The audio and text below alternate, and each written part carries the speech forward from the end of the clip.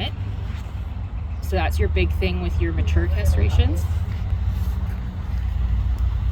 is that the fat will tend to prolapse through the open incisions, so we have to trim it to make sure. So once he recovers too and he's standing, we're gonna look and see how much tissue is actually coming out. A lot of the times it's not a big deal, it'll just dry up, but I do like to trim it. Oh, these are big.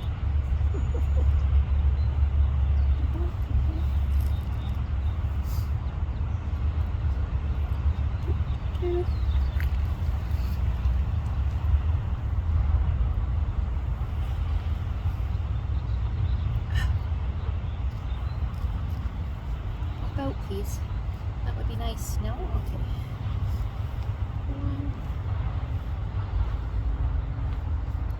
Yeah, Dr. Sarah and I do ours pretty similarly. Yeah, see all this fat right here? It's just getting in my way.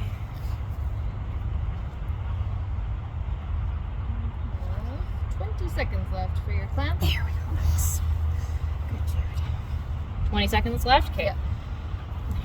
That one's big. Big. Ah, you're a big dude.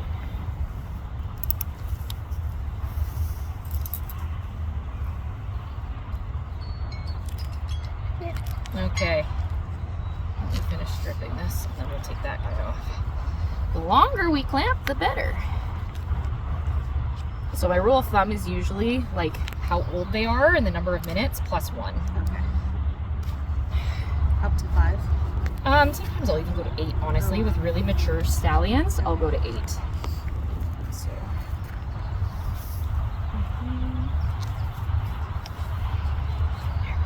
He feels nice and loose right now. You already topped him up, hey? Yep. Yeah, he feels good. Okay, so now we're gonna unclamp him, and we're tagged. And then you can just let that go. It'll just sort of sink towards the inguinal canal there. And then we basically go like this, and it's kind of like looking at your spay troughs, and then watching and seeing. Ooh, there's a big vessel right there. Good dude. Good dude. And then we're gonna leave that there clamped while we do the other side. Okay. And then we're gonna come back and we're gonna clean up some of that tissue. Cool. So, let's go. Well, we're almost pretty stripped right now. Good dude. Because the other thing is, I usually ligate after I clamp, because if we clamp and there's more squishing of tissue, then your ligature loosens a little bit. So, okay, you want to hold that guy up. We're going to clamp this side. Rachel's going to get ready to time us. Ready, Rach? I am ready. Okay. Here. That's a lot. There.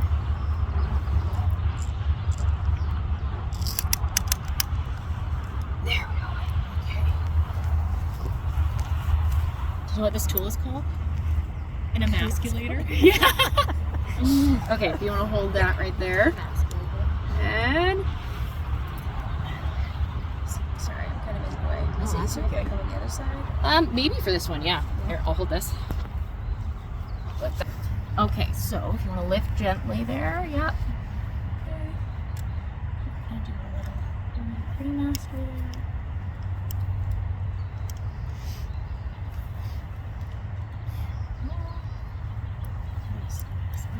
Oh, nice big breath. We're near the end, so if we can ride this out, because this is also the most stimulating thing, right? So if we can ride this out, that would be the best, so that he wakes up at a nice amount of time.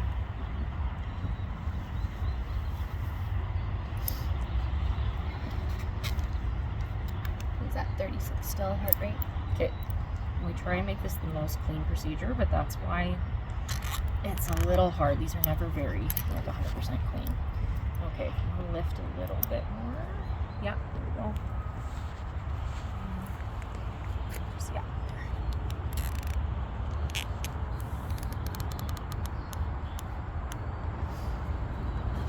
start a timer for this one? Yeah. Okay, yeah. You're so good. There we go. Y'all want it. It's a village. It does. Today. One-time guy. Rachel's last one with me was a feral mini at a rescue that we had to IM sedate multiple times to be able to get near him. Holy That's smokes. A bit of a road. And I'm pretty sure I ligated him too because he was like 6. And I was like, well, if you bleed, there's no getting back to you. So How did you even catch him? they had one girl at the rescue that had enough of a relationship with him that they could catch him. Wow. This was like our 4th attempt because every time he was on the books, they couldn't catch him. And Dr. Steve would get there and they'd be like, okay, can't do it today. Wow. And then just so happens that the day they could catch him, Dr. Steve was like, can you go? And I was like, oh, thanks. That's okay. Yeah. We're at the end. I'm pretty happy. If we can just struggle bus through. There we go. 1.5 minutes left. Okay, there. And we're gonna come back over here, look at this side. So, see how nice? I don't see any bleeding. That looks really good. So what I do is, without tension on it, I keep my incision open and I let it go. And then I say goodbye. And then we watch it sort of drop. Good dude. And then what you need to do at the end is you stretch your incisions, and it basically stretches the sub-Q because we don't want them to close early because that's when you're going to get some seroma. So basically, he's got quite a bit of fat. And the other thing is, I like doing this at the end because see how I don't see any bleeding here? Once I cut this, there's going to be a crap ton of bleeding. Yeah. So I know that it's not coming from his cord, right? I think we should get rid of some of this. I don't want to get rid of too much, but I think some of this is going to just prolapse out. Okay. So the clear stuff, you can kind of go around and you're not going to get a lot of bleeding.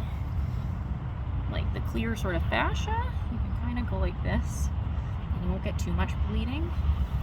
But once you get into the fatty layer, you're going to get a lot of bleeding. So I'm just going to put that on your lawn. I'm sorry. Yeah. So we're going to take this. Crows will pick it up. Yeah. And so see, like there's a big vessel there. So I'm going to probably clamp. I'm going to be a little conservative, but a little aggressive. And we're just going to clamp this off and leave it for a while. And then we're just going to trim right along here. I don't always have this much amount of trim, but he's a pretty mature guy, so he'll have a lot of scrotal fat. So, we're good? Yeah. Okay. Heart rate is 40. Perfect. Okay, so we're going to take these. Let that go.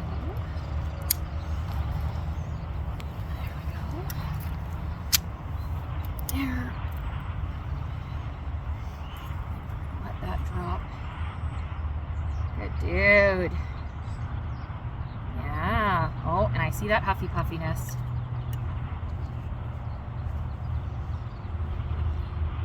A little bit of eye movement happening now. That's okay. We're at the end. We're gonna struggle bus through. You can do it. Stay sitting. So we're gonna stretch his incision on this side.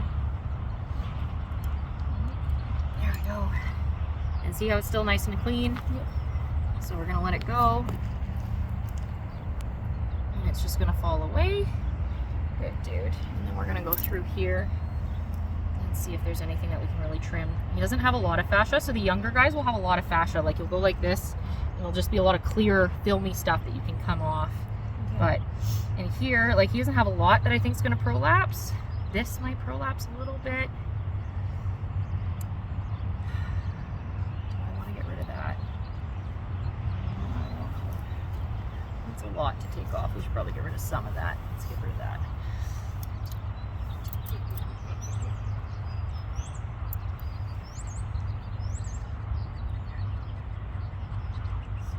Just clamp that off. Let that sit. And then this one, we're just going to go through and trim a little bit.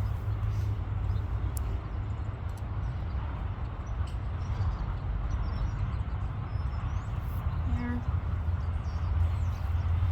This.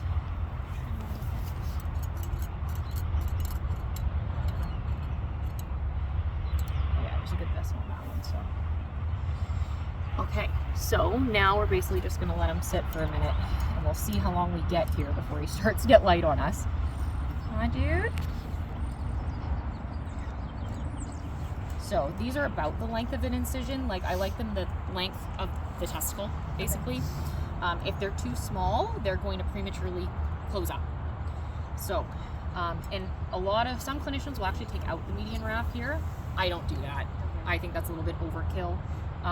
Usually mine tend to come up pretty nicely. Let's get rid of that.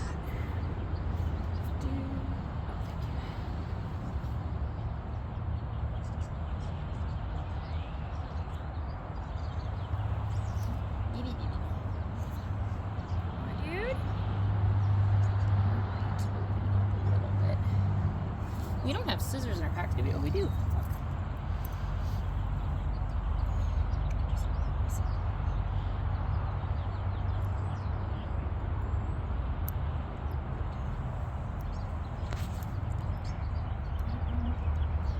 This one up a little bit, make you drain a little bit more.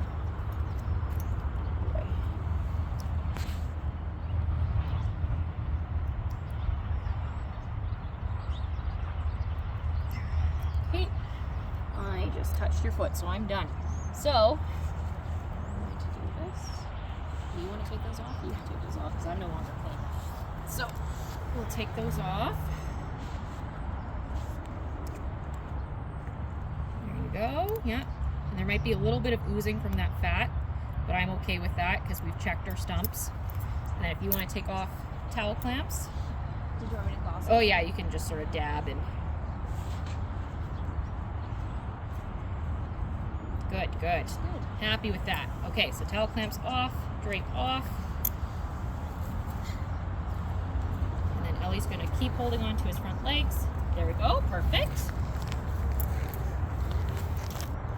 And then what sometimes I do is I'll just grab a hot towel and stick that there for a little bit. Okay, let's grab all of our stuff, get out of the way.